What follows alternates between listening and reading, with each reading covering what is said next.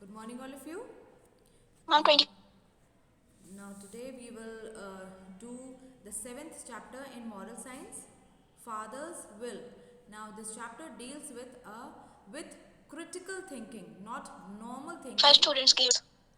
but it deals with critical thinking. Now there's a difference between normal thinking and critical thinking. Now critical thinking, in that we have to analyze the ideas or the things that are in front of us, then we have to evaluate, then we have to think deeply, reflect upon it, and then we can come to a conclusion. And so it is quite different from normal thinking. And what critical thinking is and how it can help us, now that we will study during the course of this chapter. Now, as human beings, so our minds are constantly thinking, many times, like we don't even pay much attention to that, but our minds are constantly working and they are constantly thinking. And we face and experience so many different ideas and observations and experience throughout the day. But all these ideas and the information that we get throughout the day, and the observation, the things that we see and observe, now they can make sense, but only if we are able to analyze what happened, what is happening. We can evaluate them all, and then we can reflect upon them, or we can think deeply on them, and then bring out or give a judgment on that, or bring out a conclusion using our thinking skills. And this is only possible if we use our critical thinking rather than our ordinary thinking skills to use the available information that is in front of us. So we'll read this story to understand what is the application, what is the use of critical thinking skills. Alright, now Amar Singh, he was a wise old man. So he was a wise man, and now he was old. And like in his life, he has seen days when he was very poor. But over the years, he worked really very hard, and he was able to save a sum of money. And the sum of money was much bigger than what he had ever expected to save, because he started quite poor. And but because of his hard work and perseverance, he was able to save a lot of money, and that was much more than what he has ever expected in his life. And so during the course of that, he sold the small field that he had, and then he bought a large fertile field. And then he kept on working hard, got earned more money, and then he went to a cattle fair. And then he bought the best cows that he got there. And from that day onwards, the fields and the cattle, they brought him a good profit, because the field that he bought, it was also fertile. The cows that he bought were also the best cows that he could have. And so now they were bringing him good profit. And at last, now he could really rest, because now he had made a lot of money for his family. Now Amar Singh, he had three sons. And these sons, they were strong young men, and they were very devoted. They were loving and caring towards each other. But Amar Singh, he was a wise man, and he has also seen the world.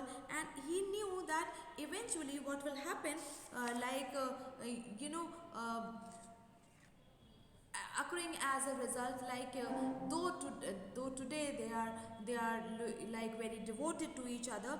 But he knew that this is how the world works. And he knew that one day his sons, they will get married, and they will have their own families.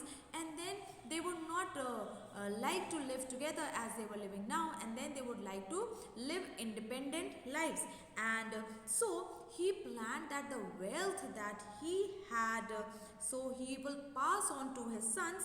And so he thought that he will split the wealth that he had, so that it can be easily passed on to his son without any conflict.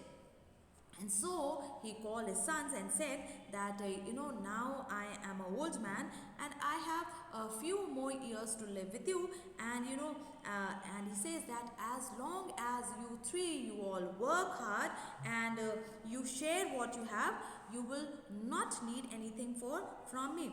But he says that you all are very strong now, and you can continue to work hard, and then you can share whatever money you make, and till that time you will not need anything from me.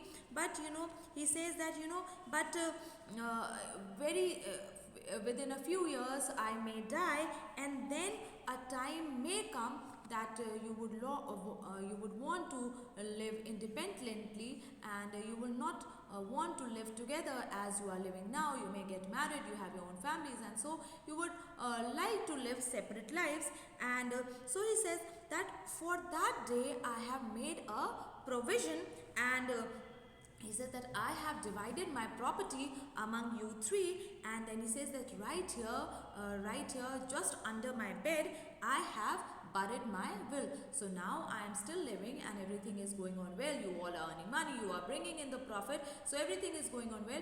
But like when you want to live independent lives, then I have already got my will prepared, and it is just here right under my bed. And so he says that I have buried it here, buried my will under my bed, and you can take it out, and then you can divide my property, and this you can do only when you are sure that you need it. Only when you're sure that you cannot do without it, then only you take out my will, which is buried under here. So the sons, they agreed. They were good sons, and they were devoted to each other, so they agreed. And Amar Singh, he lived a happy old age, and then finally he died. And but for a while everything was well. The families, they lived together, and like there was so much love among them. But gradually what happened, the quarrels, the fightings among the families, they increased so much. And so the brothers, they decided that it is better to live separately, to put an end to all this fighting and all this quarreling which was going on among their families. And so the brother said that it is better that now we live separately and put an end to all of this. And then the brothers remembered that their father has once told them that he had made a fair distribution of whatever wealth he had. He had made a fair distribution of wealth between all three. And so they said that, okay, now let us dig up the ground under his bed and see that what he has left for each one of us. This is what the elder brother said. And so the three men, they dug under the bed, and they brought out 3 brass vessels. And when they opened those 3 brass vessels, they were quite surprised. They could not make out that what was the meaning of this, because one of the brass vessels, it contained earth, you could say soil, the other contained bones, and the third, it contained coal. The brothers, they looked at one another in amazement and surprise, because they did not know what this meant. Because one contained just earth or soil, the other one had bones which are of no use, and the third one had only a vessel full of coal.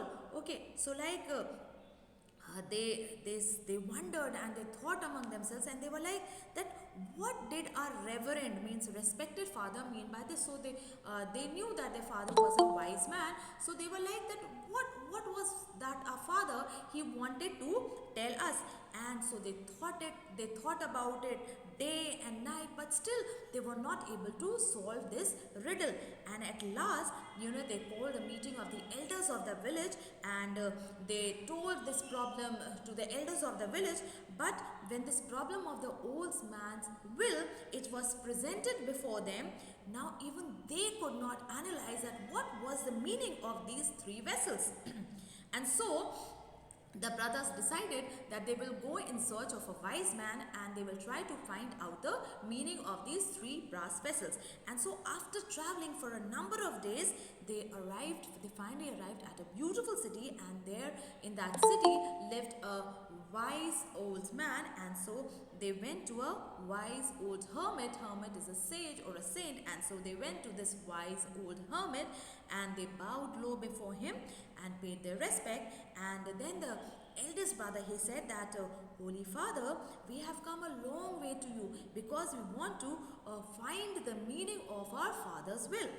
And the eldest brother, he told this holy man about this strange distribution, because they were not able to understand what the soil and the or bones or coal meant. And so they told the old man about the strange distribution of wealth or property that their father had made. And so they said that we want to understand that what he meant by these vessels full of earth, bones and coal. So the hermit, he was really a very wise man. So he simply smiled and he answered and he said that, sons, that boys, if you have really applied your thinking skills, and if you have spent a little time more in trying to understand the meaning of these three items, then it would have saved you this long journey, because they traveled for many days and finally they came to the city where the hermit lived, or this wise sage lived. And so he said that if you have used your thinking skills properly, and if you have spent more time to analyze the meaning of the items which he had left, so now that would have saved you this long journey. So the eldest brother was like, but we really did think, and not only we thought about it, but even the wise men of our village, now they also spent so much of their precious time but to try to solve this mystery, but no one was able to solve this mystery. And so the hermit, he smiled and he said that, if you would have critically, means not only simple thinking, if you have really critically thought over the problem, you would have come with a solution. And then he said to, and then he told them that this is the solution. And what was the solution? He said that to the eldest he gave earth. Now earth, it meant that he gave his fields, and all the things that his fields produced, he gave it to his eldest son. Then to the second son he gave bones, and he inferred the meaning that it meant that he gave his cattle to the second son, and to the youngest he gave coal. And that what he meant by coal was that he gave him all the gold that he had. And so he said that this is the meaning of your wise father's will. And then he went on to say that, I hope that now you all are satisfied with the division of property that your wise father had made. And the brothers, they all nodded in agreement, and as they were quite happy to receive their share of their father's property. Okay, and so this story, it basically talks about analyzing, thinking deeply about the information or the situation that is available, and then trying to draw out or bring out a conclusion.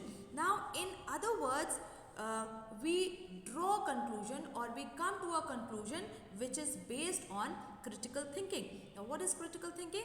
It is a process that involves analysis, evaluation, and then reflection or deep thinking upon an idea.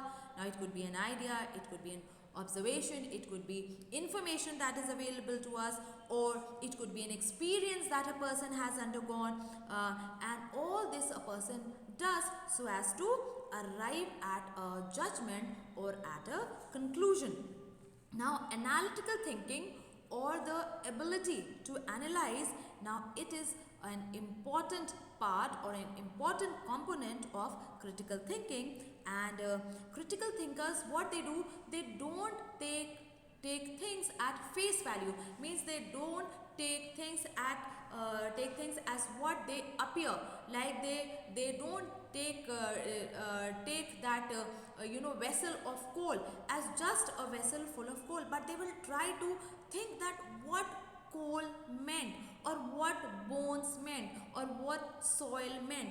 And So why? Because the critical thinkers, they know that there is a difference between what appears to our eyes at face value. So they know that there is a difference between appearance and reality, and these people, they can easily detect the difference. For a normal person, that is not possible, but people who are critical thinkers, they know that there is a difference between what is visible to us and what it really means.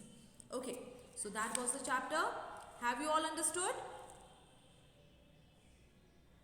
Yes, ma'am. Alright, so Yes, what ma'am. it means is that many times there would be things in your life, circumstances in your life when you are not able to understand that what is the meaning of all this and why this is happening to us, and like if there's something you may not be able to understand, so we have to